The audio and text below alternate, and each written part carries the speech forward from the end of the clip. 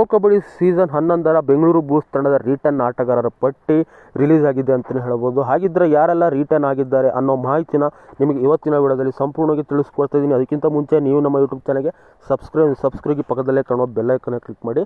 ಇದೇ ಆಗಸ್ಟ್ 15 ಮತ್ತು 16ನೇ ತಾರೀಕು ಪ್ರೊ ಕಬಡ್ಡಿ ಸೀಸನ್ 11ರ ಆಕ್ಷನ್ ನಡೀತಿದೆ. ಇಲ್ಲಿ ಸ್ಟಾರ್ ಪ್ಲೇಯರ್ಸ್ಗಳು ಅಂತೂ ಪಕ್ಕ ರಿಲೀಸ್ ಆಗ್ತಾರೆ ಅಂತ ಎಲ್ಲರಿಗೂ ಗೊತ್ತಿತ್ತು. ಅದೇ ರೀತಿ ಇವತ್ತು ಅಷ್ಟು ಅಂದರೆ ಯಂಗ್ ಪ್ಲೇಯರ್ ಲಿಸ್ಟ್ಗಳನ್ನು ಕೆಲವು 2 ದಿವಸಗಳ ಹಿಂದೆ ಅನೌನ್ಸ್ಮೆಂಟ್ ಮಾಡಿದ್ರು. ಈಗ ಪೂರ್ತಿ ಪ್ಲೇಯರ್ಸ್ಗಳ ರಿಟೆನ್ಷನ್ ಅನೌನ್ಸ್ಮೆಂಟ್ ಮಾಡಿದ್ದಾರೆ ಅಂತ ಹೇಳ್ಬೋದು.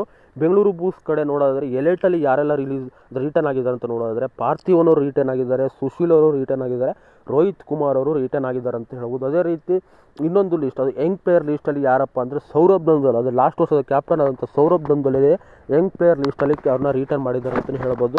ಅದೇ ರೀತಿ ಇನ್ನೊಂದು ನ್ಯೂ ಯಂಗೆಸ್ಟ್ ಪ್ಲೇಯರ್ ಅಂತ ಒಂದು ಲೀಸ್ಟಲ್ಲೂ ಕೂಡ ನಮ್ಮ ಬೆಂಗಳೂರು ಬೂಸ್ ತಂಡ 4 ಜನರನ್ನ ರಿಟರ್ನ್ ಮಾಡಿದ್ದಾರೆ ಅಂತಲೇ ಹೇಳ್ಬೋದು. ಯಾರಪ್ಪ ನೋಡಿದ್ರೆ ಆದಿತ್ಯ ಪವರ್, ಅಕ್ಷಿತ್ ಮತ್ತು ಪ್ರತೀಕ್ ಮತ್ತೊಬ್ಬ ಬಾಬು ಅನ್ನೋರನ್ನ ನಮ್ಮ ಬೆಂಗಳೂರು ಬೂಲ್ಸ್ ತಂಡ ರಿಟರ್ನ್ ಮಾಡಿದ್ದಾರೆ ಅಂತ ಹೇಳ್ಬೋದು. ಟೋಟಲ್ ಆಗಿ 8 ಜನ ಪ್ಲೇಯರ್ಸ್ಗಳನ್ನು ಬೆಂಗಳೂರು ಬೂಲ್ಸ್ ಸೀಸನ್ 11ರ ಆಕ್ಷನ್ಗಿಂತ ಮುಂಚೆನೇ ರಿಟರ್ನ್ ಮಾಡಿದ್ದಾರೆ ಅಂತ ಹೇಳ್ಬೋದು.